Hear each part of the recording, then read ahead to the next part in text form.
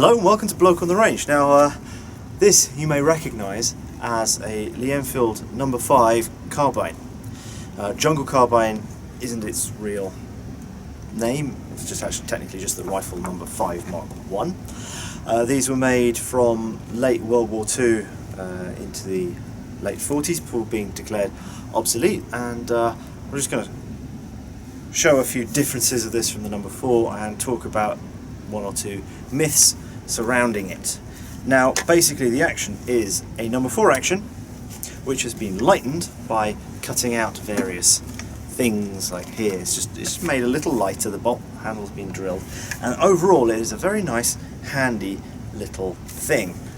Nice relatively soft rubber butt pad, and this was in perfect condition, so this will actually do something for once.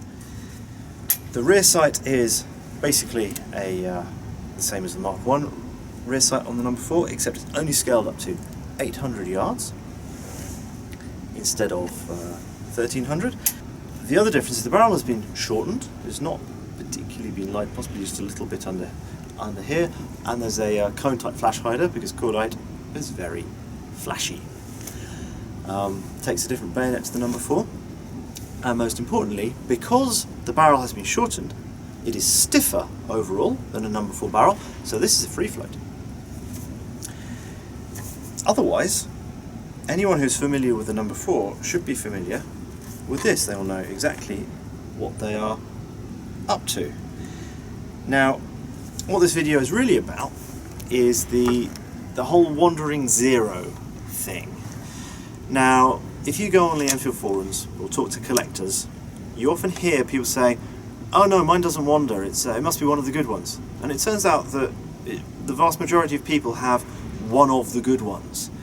So there's a lot of speculation around this. I want to approach this from two different angles which seem plausible. First of all, at around the time this was being produced, late war, and there's it was used in the Far East. It was used into the 50s in Malaya, Borneo, whichever one it is. I'll put the correction down on the bottom as usual.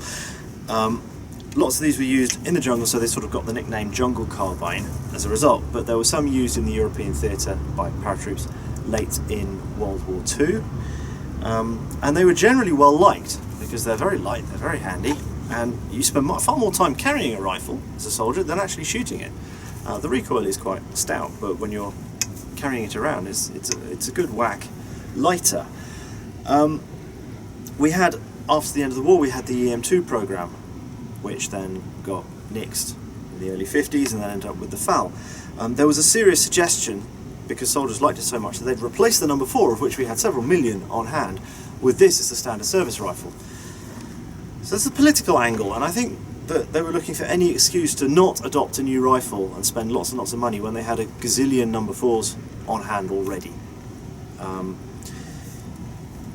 The second angle on it is it's free float, and there's a suspicion that some civilian gunsmiths were trying to fettle them for target shooting and tried to re-establish up pressure like on a No.4. Here, so on a No.4 you've got a muzzle bearing on the stock that puts 2 to 6 or 7 pounds worth of force on the muzzle, dampens down the vibrations, makes it shoot better than it would as a free float. And anyone who has free floated one or sporterized one should know they don't shoot as well afterwards if the stocking up was correct in the first place. But this is something, it's all in the literature. It's even from the literature back in the day. People started talking about wandering zero, but it's one of those things that there's talk about, oh, is it the action flexing because there was metal removed, and or is it the flash hider causing it to ring or something? But given that out of the factory they had to shoot the same accuracy acceptance as a No.4 or an SMLE at 100 feet, so 4 out of 5 shots into a 1 inch by 1.5 inch square, and then these, if I remember correctly, the percentage that were tested at 600 yards had to shoot their group, 6 out of 7 I think, into 36 inches, which is worse than an SMLE, but it's 600. I mean, it's a short little thing. That's 600 is quite long legs for this. But there's all these rumours that you would zero them and then they have to re-zero them. And to be honest, very few people who own them have actually reported this. I had a number 4 that walked as it warmed up because I left it to a gunsmith I trusted, who said he knew how to do it, and he screwed it up. After it was fixed, it was fine. That was the bedding, the muzzle pressure that did that. And Franken Rifle, before it was Franken Rifle, had a wandering zero according to the myth, because it just struggled to zero. It would not zero, basically, unless you were going to tolerate a sort of 6-inch group at 100 yards, because the breeching up wasn't good. The threads weren't well mated, and it's breeched up with a locking ring, and that wasn't tight, so the barrel was always wandering around. But let us put a group through this off a bag at, well, it's only 50 metres, but it'll do. Set the sights down to 200, and see what it does.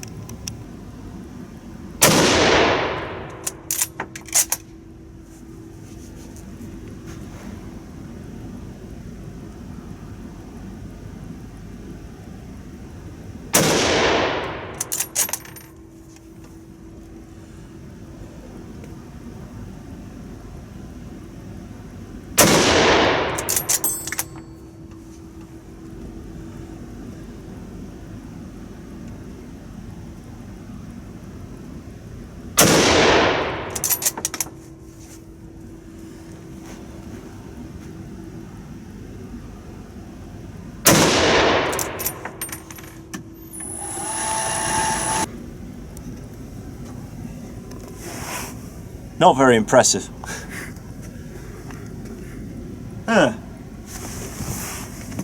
So let's try some privy and see what it does.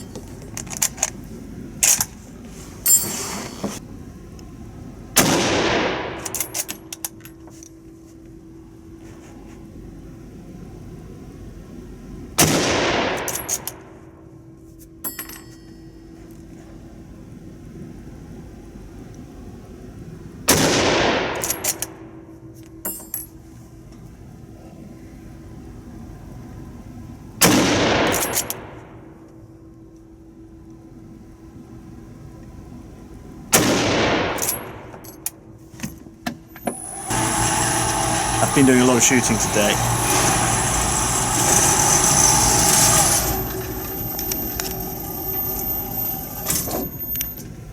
Not very impressive. Really not very impressive. I wonder if this is one of the bad ones, ironically, after all of that. Now it actually turns out that we have 2 different number 5s to test here.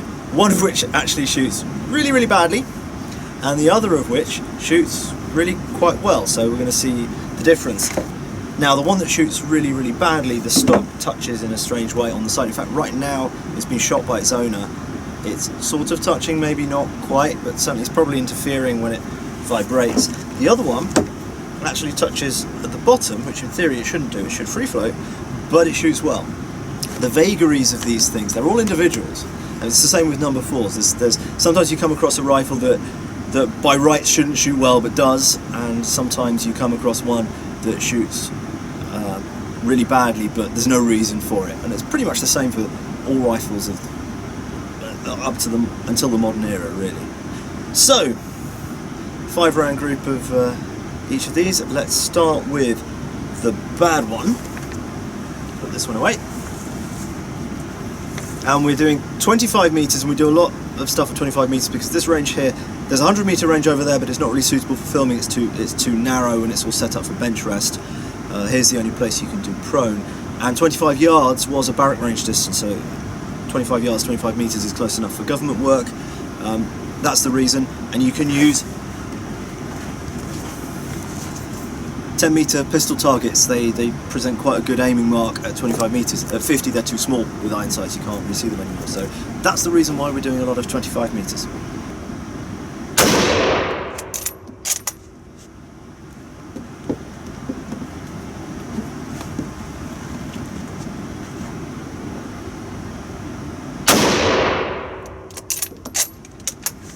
They're lively girls.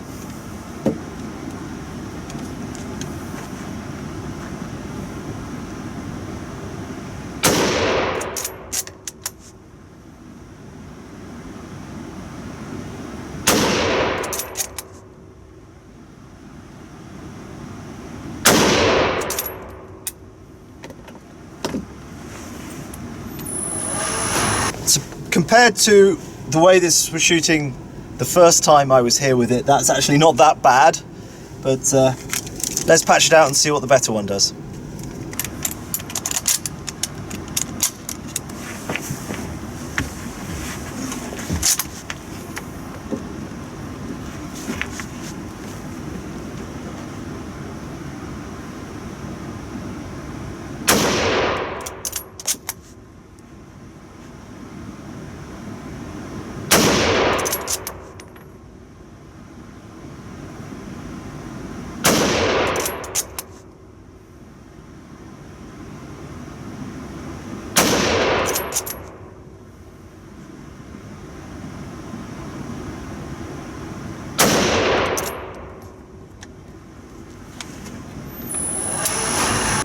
So I just exchanged looks with the owners of these rifles. Now, what I'll do is I'll show you a group of what the bad rifle shot before and what it shot now. I mean, the P14 that I shot about 1 inch group, 4 minute of angle.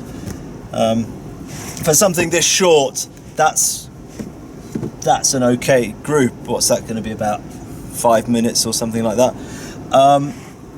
But in any case, the bad rifle, it shoots bad groups.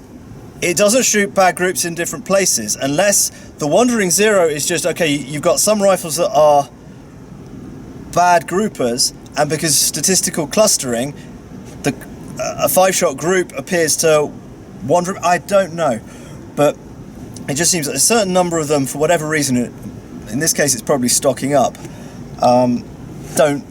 don't shoot that well. This one, its owner has had it out today. In fact, it had both of them out today at 100 meters, and this one was shooting, how much, 10 centimeter groups? We have. This rifle shot that group, which is, okay, that's 1.5 inches. That's a minute and a half group. It is only a 5-shot group though. And then the other rifle is that. It's not Bloke on the range unless something goes wrong. And sometimes something going right that should have gone wrong is also going wrong. But yeah, in general, that one over there shoots groups like that. This one here shoots, okay, that's an exceptional one, but shoots the kind of groups that you would expect from a rifle with this shorter barrel. So there you go. Also, one final point, since I filmed the initial segment of this back in November, some new evidence has come to light, and it was posted on the Army Rumour Service in a particular thread about the use of No. 5 carbines in Europe at the end and just after the end of World War II. A certain number of Mark II, in inverted commas, No. 5 rifles has come out, and they've been known before. There've been 1 or 2, and people presumed that they were sort of gunsmith conversions. Now, the Mark II conversion in the No. 4 Mark II model, instead of having the trigger pivoted on the trigger guard, is pivoted on a lug brazed onto the butt socket. It gives a better trigger pull, and it's less influenced by stock shrinkage or anything like that. And enough of these have turned up now that it appears that this must have been an official project, rather than just gunsmithing. So I'll put a picture up there about it, and thank you very much to 4T, as he lets himself be known on the Army Rumour Service website, for bringing this information to light. So there you go. I hope you enjoyed the video. It's actually taken about 4 months to produce over time. Thanks for watching. Please like and subscribe. Please consider supporting us on Patreon if you haven't already done so, and see you again sometime. Bye.